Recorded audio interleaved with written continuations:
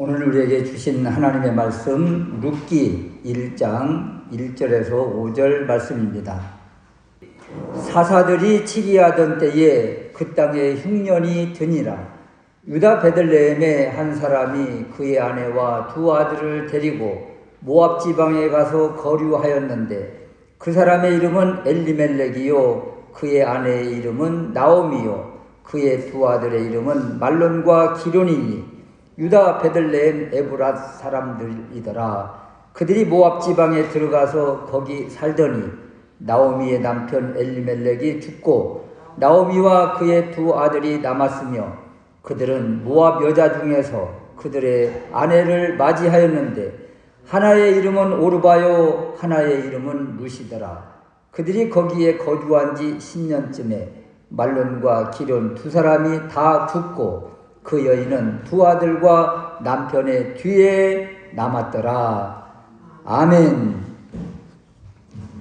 오늘부터 룻기에 대한 말씀을 나누게 되었는데요. 룻기 1장 1절에서 5절 말씀, 엘리멜렉 하나님을 왕으로 고백하고 있는가라는 제목으로 말씀을 드리려고 합니다.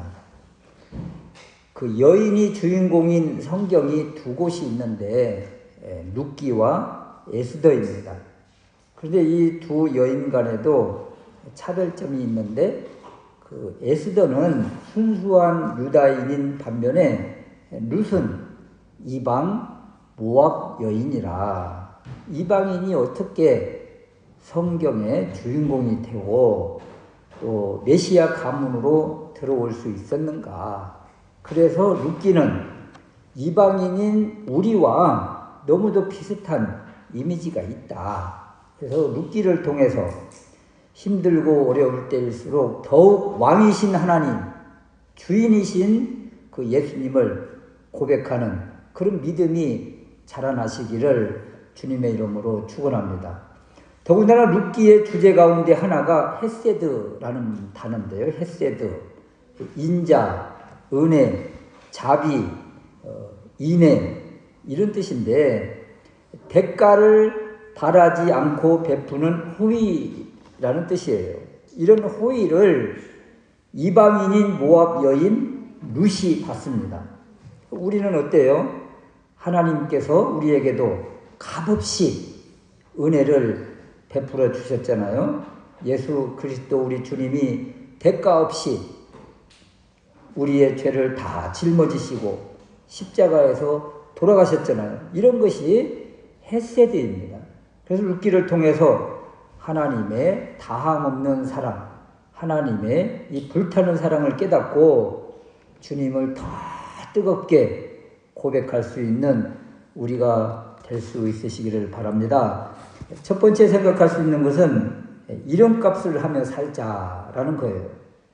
룻기는 한 가정이 사사시대를 어떻게 지내고 있는가를 집중해서 보여줍니다. 우리가 사사기를 지금 지나왔잖아요. 사사기 시대에 그들의 삶의 중심이 무엇이었어요? 자기 소견에 옳은 대로 행하였더라.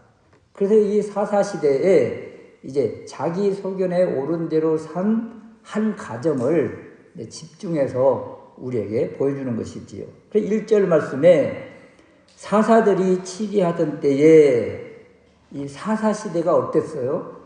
연대감, 공동체 이런 의식이 없잖아요. 어떤 한 지파가 고통을 당하고 압제를 당하면 다른 지파가 불처럼 일어나서 도와주던가요? 삼손시대 그리고 암울했던 동족 간의 전쟁 여기에 하나님 사랑, 이웃 사랑이 있던가요? 베냐민 기브아는 소돔만도 못한 그런 삶을 살았잖아요. 베들레헴에 있던 레위인은 살기 위해서 떠돌다가 미가의 집 그 가정 제사장으로 들어가지 않던가요? 여기에 신앙, 믿음, 사랑이 어디가 있어요? 베들레헴에 있던 이 소년 레위인이 이렇게 힘들고 어렵고 먹을 것을 찾아 헤맬 때 그 공동체에서 그 사람을 이렇게 떠나도록 이렇게 만든 것 아니겠어요? 자기 소견에 옳은 대로 자기 마음대로 살던 시대, 그때에 어떤 일이 나타나고 있는가? 하나님이 하늘문을 닫으시지요. 그래서 그 땅에 흉년이 찾아온 것입니다. 오늘 소개하는 엘리멜렉의 가정이 그렇습니다. 어디에 살고 있어요? 베들레헴 에브라스에 살고 있잖아요. 이 베들레헴에 흉년이 온 거예요. 어떻게든 살아보려고 버티고 버텼겠지요. 그리고 이 가정이 중대한 결정을 하는데, 유다 베들레헴의 이 한 사람이 이제 중대한 결정, 이 가정이 어떤 결정을 해요? 모압 지방에 가서 거류하였다. 이방 지역 모압으로 지금 훌쩍 떠나는 모습을 1절에서 보여주고 있습니다. 이 흉년이 왔다, 기근이 왔다. 그래서 이 레위인 소년이 먹을 것을 찾아서 헤매는 것처럼 이 가정도 이 흉년의 소나기는 피하겠다고, 그래도 먹을 것이 있다고 하는 모압 지방으로 훌쩍 떠나고 잠깐 내려갔다 오겠다고 피한 것입니다. 여기 거류하였다, 이 단어는 우거하였다, 또 잠시 체류하였다, 이런 뜻이에요. 그곳에 아주 이민 간 것이 아니죠. 그래서 약속의 땅 이스라엘을 떠나 모압으로 완전히 떠난 것이 아닙니다. 성공하기 위해서 내려간 것도 아니에요. 기근으로부터 가정을 살리기 위해서 잠깐 내려갔다 오려고 하는 이런 생각을 가지고 이 가정이 모압으로 내려갔다. 이런 결정, 이런 흉년과 기근으로 인해서 참 살아가기 힘들 때 어떤 결정을 해야 될까요? 성경에 보면 아브라함도 흉년을 맞아서 기근 때문에 점점 내려가서 애굽까지 내려갔다가 그 아내를 빼앗길 위기까지 있었지 않습니까? 이삭도 흉년으로 인해서 애굽을 향해서 점점 남방으로 내려가다가 하나님이 그만 신호를 주셨잖아요. 그래서 그랄 아비멜렉 왕 있는 그곳에 거하게 됐잖아요. 흉년 기근이 오면 어떻게든 살아보겠다고 이렇게 그 삶의 자리 터전을 떠나는 경우가 많은데 엘리멜렉의 가정이 이런 것입니다. 그런데 오늘 지금 우리가 이름값을 하며 살자 이런 말을 했는데, 그렇다면 엘리멜렉의 이름이 어떤 뜻이 있는가? 여러분, 우리가 많이 아는 단어가 이 안에 들어있어요. 예수님이 십자가에서 외치신 말씀 우리 잘 알잖아요. 엘리 엘리 라마 사박다니 할 때 엘리, 이 엘리라는 뜻이 바로 나의 하나님 나의 하나님 어찌하여 나를 버리셨나이까. 우리 주님이 외치셨을 때 이 엘리, 나의 하나님이라는 뜻이죠. 나의 하나님. 멜렉은 아비멜렉이라는 이름 우리가 알고 있었던 것처럼 왕이라는 뜻이에요. 그래서 엘리멜렉이라는 이 이름은 나의 하나님은 왕이시다, 하나님은 나의 왕이시다, 이런 뜻을 가지고 있는 너무도 좋은 신앙이 들어있는 이름이에요. 이 이름처럼 하나님을 왕으로 고백하고 섬기고 있는가? 흉년 기근이 와서 생계에 어려움이 올 때 왜 이런 흉년이 왔는지, 그리고 이 모압을 향해 모압으로 내려가려고 하는 결정을 하기 전에 이 모압으로 내려가는 것이 맞는지, 그 모든 주권을 누구에게 맡겨야 돼요? 왕이신 하나님께 맡겨야 되는데 엘리멜렉이 사사시대 남들과 똑같이 자기 소견에 옳은 대로 결정하고 행동하고 있다는 것입니다. 이런 행동을 바라보면 이스라엘의 유다 지파의 베들레헴에 살고 있는 왕이신 하나님을 섬긴다고 이름을 지은 이 엘리멜렉이 이런 결정을 한 것은 이 가정의 모든 결정권자가 누구예요? 가장인 엘리멜렉이었더라. 엘리멜렉이 가정에서 왕처럼 군림하고 살고 있고 모든 것을 자기 뜻대로 결정하고 있다는 것을 보여주는 것입니다. 더군다나 이들이 살고 있는 곳이 베들레헴이잖아요. 베들레헴 우리가 잘 아는 것처럼 떡집, 빵집이라는 뜻이에요. 사사시대 문제의 발단을 일으킨 그 지역이 바로 이 베들레헴 아닙니까? 베들레헴의 레위인 소년이 먹을 것을 찾아 떠난 적이 있었잖아요. 바로 베들레헴에 먹을 것이 없어서 먹을 것을 찾아 헤매는 레위인 소년. 베들레헴에서 일어난 사건이에요, 먼저. 동족 간에 참 기가 막힌 전쟁이 있었잖아요. 베냐민 지파가 그냥 멸망하기 직전의 모습까지 왔죠. 달랑 600명밖에 남지 않는 그 모습. 그 발단이 따지고 보면 베들레헴에 문제가 있었던 거예요. 베들레헴의 소녀가 저 에브라임 산지에 있는 레위인의 첩으로 시집을 간 거예요. 그리고 이 첩이 고향으로 왔다가 이 첩을 찾으러 온 레위인이 이제 같이 돌아가는 길에 베냐민 기브아에서 그 몹쓸 일을 당하고 이 베들레헴의 이 여인이 죽음을 당한 것 아닙니까? 그러니까 이 베들레헴의 모든 문제에 지금 발단이 되고 있다.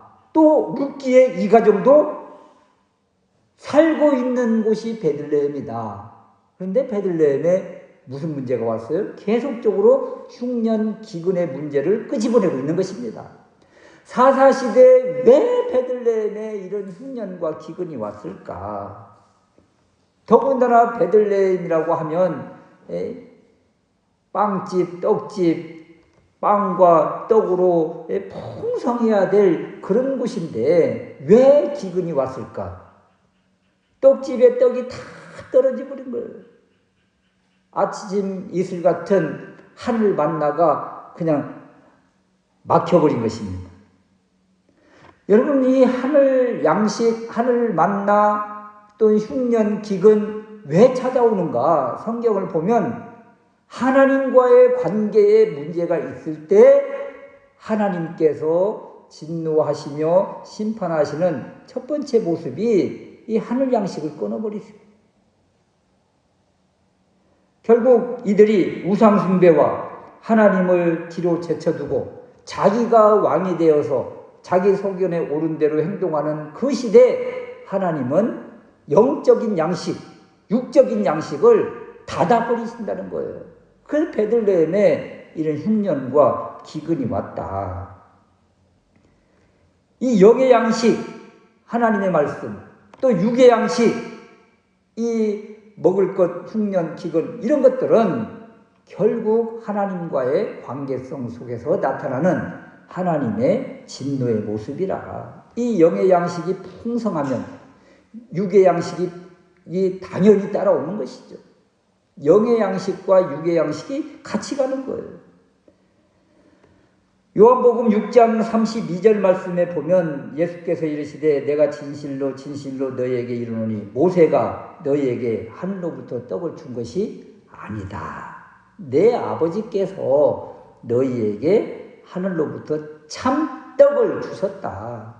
하나님의 떡은 하늘에서 내려 세상에 생명을 주는 것이다. 분명하게 우리에게 말씀해 주십니다. 하나님께서 떡을 주시는 거예요. 그런데 떡의 통로가 다 막혀버렸다. 이 이야기는 하나님과의 관계가 막혀있다. 하나님과의 관계가 막혔다는 것을 어떻게 표현을 합니까? 그것이 바로 하나님을 등지고 살았다는 거예요. 우상 숭배하고 있다는 거예요. 하나님을 왕으로 고백하지 못하고 자신이 왕이 되었다는 거예요. 이것이 바로 하나님과의 관계가 뒤틀려 있는 모습이다. 그래서 그 땅에 이런 큰 흉년이 와서 지금 고통을 당하고 있고, 이 고통을 당한 중심지가 어디인가? 바로 유다 베들레헴이다. 이렇게 소개를 해주고 있는 것입니다. 유다 베들레헴에 하나님과의 관계가 뒤틀려져 있으므로 하나님께서 주시는 양식의 통로가 막혀버렸고, 이런 막혀 있다는 이런 세상 속에서 그들이 살아야 될 방향, 방법, 그것이 무엇인가? 엘리멜렉처럼 자기 소견에 오른 대로 양식이 있다고 하는 그곳을 향해서 그냥 내려가는가? 아니면 막힌 이유를 분명히 알고 몸부림치면서 하나님과의 관계를 회복하려고 몸부림치는가? 이것을 지금 엘리멜렉의 모습을 통해서 우리에게 계속 주시는 것입니다. 엘리멜렉, 나의 하나님은 왕이시다. 정말 그렇게 살고 있는가? 신분에 맞게, 이름에 맞게 살아야 되는데, 우리의 신분도 있잖아요. 우리의 신분은 하나님의 권속이요, 하나님의 자녀요, 하나님 나라의 시민권자라. 그러면 거기에 맞는 마땅한 삶을 사는 것이 우리의 삶의 모습이어야 되겠다.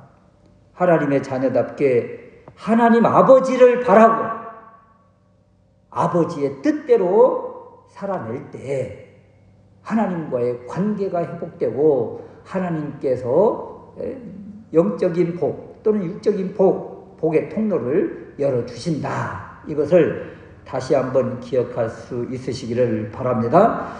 두 번째 우리가 생각할 수 있는 것은 모압으로 갔다는 것은 무엇을 의미하는가? 이런 것입니다. 이스라엘과 모압은 악연이에요. 사실 모압과 암몬은 롯의 후예들이니까 아브라함과 롯의 관계, 친인척 관계잖아요. 가까운 관계잖아요. 그러니까 사실 모압과 암몬, 이스라엘은 사실 이렇게 유대 관계를 가져야 마땅한 그런 모습이에요. 조상들을 바라보면. 그런데 이스라엘과 모압은 먼 나라의 관계가 되고 말았다. 성경에 이렇게 이스라엘과 가까이 지내야 될 나라가 특히 모압과 암몬, 그리고 야곱과 에서 이 관계처럼 에돔이잖아요. 그런데 늘 이스라엘 주변에서 적대적이고, 그리고 이스라엘의 앞길을 가로막는 그런 나라였다. 특히 모압은 이스라엘이 출애굽해서 젖과 꿀이 흐르는 약속의 땅 가나안 땅을 향해서 나아갈 때 눈앞에 가나안이 보여요. 요단강이 보여요. 이때 이 모압이 가로막지 않았습니까?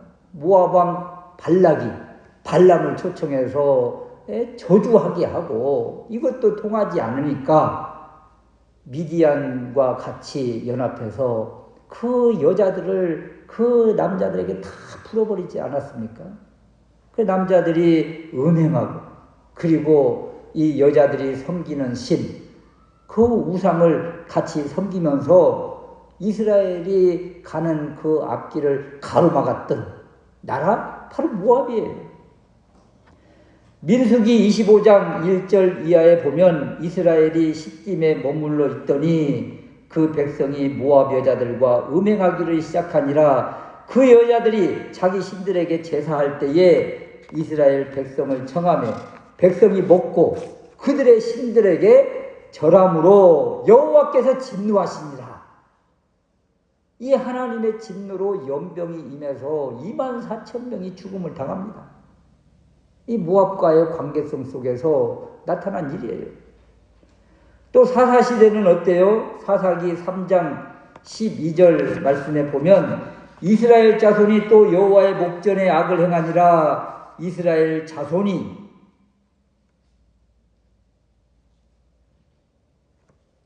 모압 왕 에글론에게 공격을 당하고 결국은 비참한 노예살이 같은 그런 비참한 삶을 살잖아요. 이 모압왕 에글론이 암몬과 아말렉 자손들 연합군을 형성해서 이스라엘을 쳐서 종려나무 성읍을 점령하고 이스라엘이 18해 동안 섬겼다. 이 기가 막힌 압제의 삶을 살았지요. 이때 하나님이 세우신 사사가 그 유명한 왼손잡이 에훗 아닙니까? 그러니까 이 모압과의 관계는 이게 적대적인 관계예요. 더군다나 신명기 23장에는 여호와의 총회에 들어오지 못할 자로 규정해 놓으셨어요. 신명기 23장 3절 말씀인데 암몬 사람과 모압 사람은 여호와의 총회에 들어오지 못하리니 그들에게 속한 자는 10대뿐 아니라 영원히 여호와의 총회에 들어오지 못하리라. 하나님의 총회, 여호와의 총회에 들어오지 못하도록 막아놓은 나라가 바로 이 모압과 암몬입니다. 그래서 아무리 흉년의 목구멍이 포도청이라 하더라도 이스라엘 백성들이 가지 말아야 할 곳, 그곳이 바로 모압인 것이에요. 그런데 유다 베들레헴에 살고 있는 엘리멜렉의 가정이 이 선을 무너뜨리고 지금 모압으로 가고 있다. 그래 이런 모습을 오늘날 신앙적으로 우리의 모습과 견주어 보면 신앙을 잠깐 내려놓고 가끔 그런 말 한다고 그러잖아요. 좀 쉬고 싶어요. 그런 말 하잖아요. 쉰다. 또 신앙을 내려놓는다. 뭐 십자가의 멍에를 벗어놓는다. 뭐 이런 것들이 바로 이런 모습이에요. 이런 모습. 잠깐 쉰다고 이야기하지만 사람은 무엇인가를 내는 존재입니다. 사람은 누군가를 또는 무엇인가를 바라보는 존재로 세워졌어요. 그래서 하나님을 바라보는 시선을 잠깐 내려놓는다. 이 이야기는 다른 것을 바라보는 것과 똑같습니다. 하나님의 일을 잠깐 쉬고요. 이 말은 다른 일을 하게요. 이것과 똑같은 거예요. 하나님이 주신 먹이를 좀 벗어놓고 싶어요. 좀 쉬고 싶어요. 이것은 한마디로 이야기하면 세상 우상에 들어가겠습니다. 이 말과 똑같은 말이에요. 똑같은 말. 우리는 세상에 살고 있잖아요. 또 삶의 여러 모습 가운데 또 직장에 매여 있기도 하고 그렇다고 여러분 직장에서 오늘날 신앙을 포기하라고 뭐 그런 직장이 있어요? 없습니다. 요즘은. 그런데 스스로 성공과 번영과 물질적인 유혹, 돈만 벌 수 있다면 하는 그런 생각으로 신앙을 포기하고 신앙을 포기한다, 내려놓는다, 쉰다. 이것은 세속의 멍에를 내겠다는 것과 똑같은 모습이다. 이런 것을 오늘 엘리멜렉의 가정과 비교하면 모압에 내려갔다는 표현과 같은 것입니다. 모압은 약속의 땅이 아닙니다. 믿음의 사람이 아무리 힘들어도 지켜야 될 그 선이 있잖아요. 그것이 바로 믿음입니다. 믿음. 이 믿음의 사람은 아무리 힘들어도 떠나서는 안 되는 곳이 있는 거예요. 그곳이 어디예요? 하나님께서 약속하신 땅, 가나안 땅, 약속의 땅, 특별히 베들레헴, 떡집, 이곳을 떠나면 안 되는 것이죠.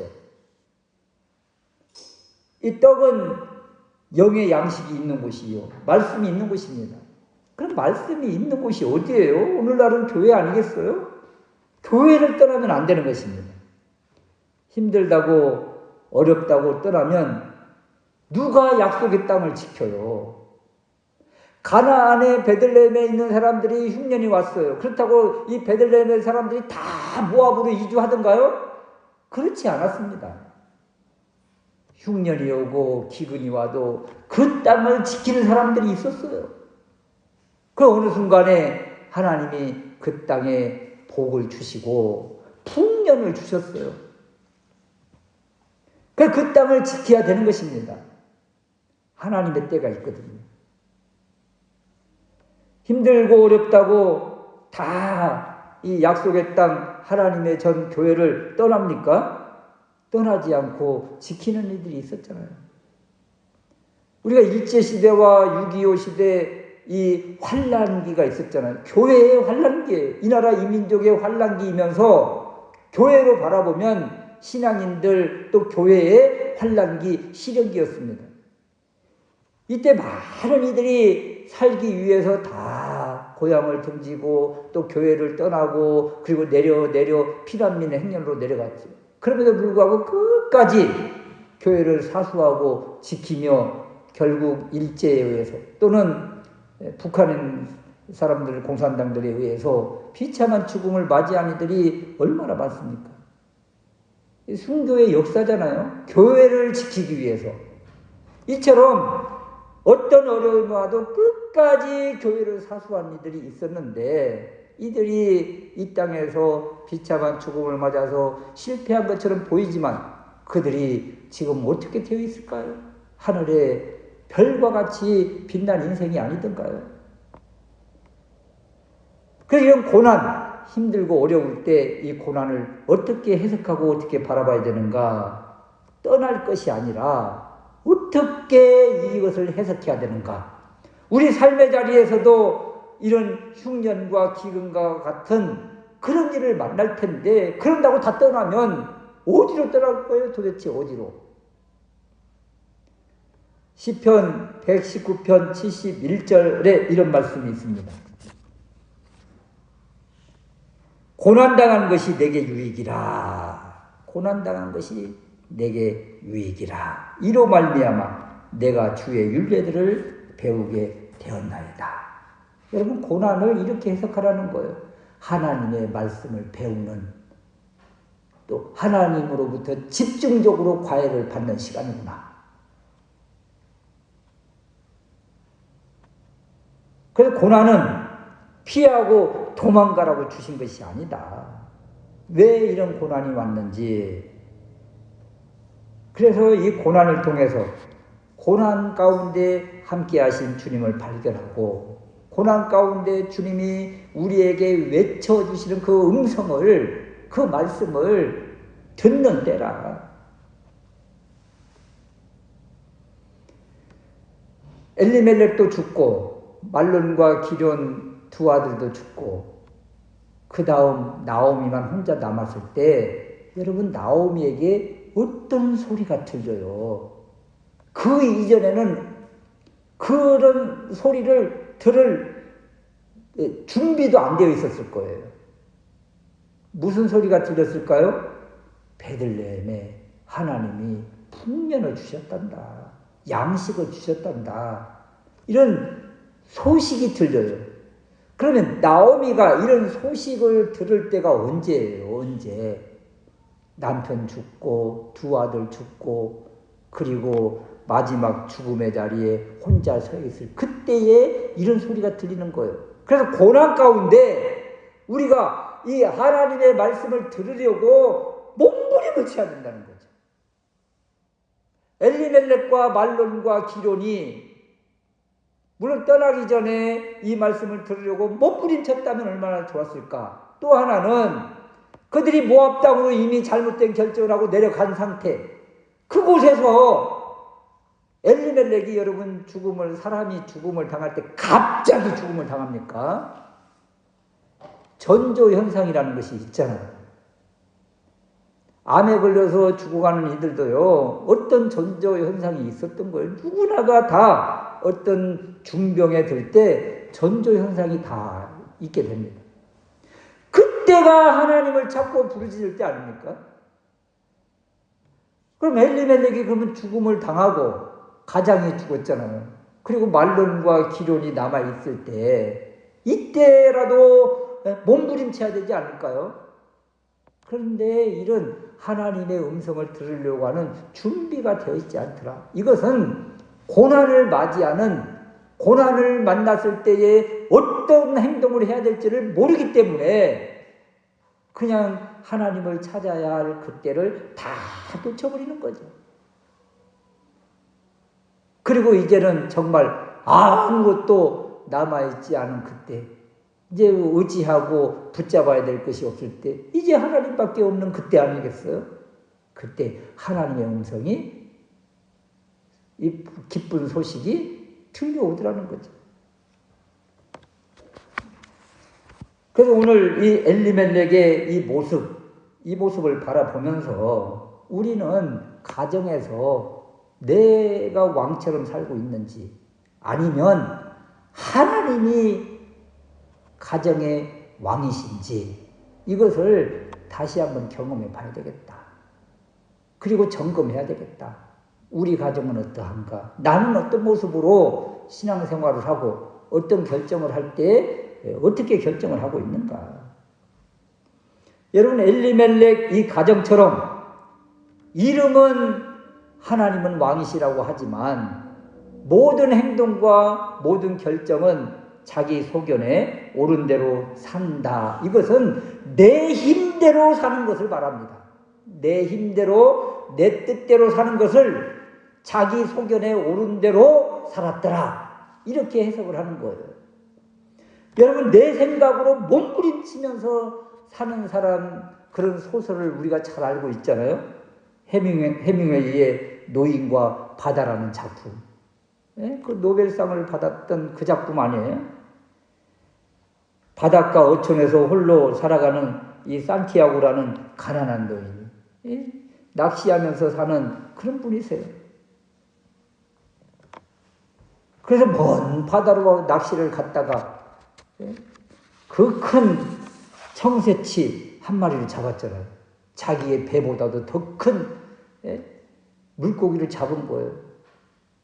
그래서 막 몸부림치면서 사투를 벌이면서 이걸 잡아서 끌고 오잖아요, 이제. 중간에 상어떼를 만났는데, 이걸 막 지키려고 뭐 생명을 내놓고 애를 쓰지만 지켜지던가요? 결국 돌아와서 보니까 그냥 아무것도 남지 않고 그냥 다 상어에게 뜯어먹힌 그 앙상한 물고기의 뼈만 남았더라. 허무한 모습이죠. 그래서 참 너무도 안타까운 것은 이분이 이 글을 쓰신 그 해밍웨이가 이 작품이 너무도 이렇게 사람이 몸부림치면서 잡은 것이 하나도 없는 비참한 빈그물처럼 이런 모습이었을 때, 그때 이 소설의 마지막의 모습을 어떤 서광의 빛을 비춰주는 소망과 그 위로와 이런 메시지가 이 작품 안에 들어있었다면 그 사람 마음이 참 어땠을까, 그런 생각이 들어요. 그런데 결국 아무것도 잡히지 않는 허무로 끝나는 그런 작품을 늘 대하던 이 사람은 인생도 그렇게 바라보게 되는 거예요. 남는 것, 노벨상을 받았지만 이것이 무엇이냐? 아무것도 없는 허무한 모습이라 결국 자기 아버지도 자살을 하면서 죽었고, 그리고 이 참 노벨상을 받은 얼마나 위대한 사람이에요? 결국 자신도 자살하면서 허무함만 남기고, 허무한 소설을 남기고 허무한 인생이 되고 말더라. 이 노인과 바다의 그 내용처럼 내 생각으로, 내 뜻으로, 내 힘으로 살려고 몸부림치는 모습이 내가 왕이 되고 내가 주인 되어서 사는 삶의 모습인 것입니다. 엘리멜렉의 가정, 또 엘리멜렉의 모습이 바로 이런 것이에요. 내 힘으로 한번 살아보자. 지금 여기에 기근이 왔다고 지금 내가 이사가서 살 정도의 풍족한 양식이 있잖아. 지금 풍족한 재물이 있잖아. 이거 다 떨어지기 전에 모압으로 가자. 그 풍족한 가운데 떠났다가 빈털터리로 돌아온 인생이라고 나오미가 고백을 하잖아요. 그러니까 떠날 때는 가진 것이 제법 있었던 거예요. 풍족한 것을 가지고 모압 가서 한번 살아보자. 자기의 생각이었잖아요. 자기 주관이잖아요.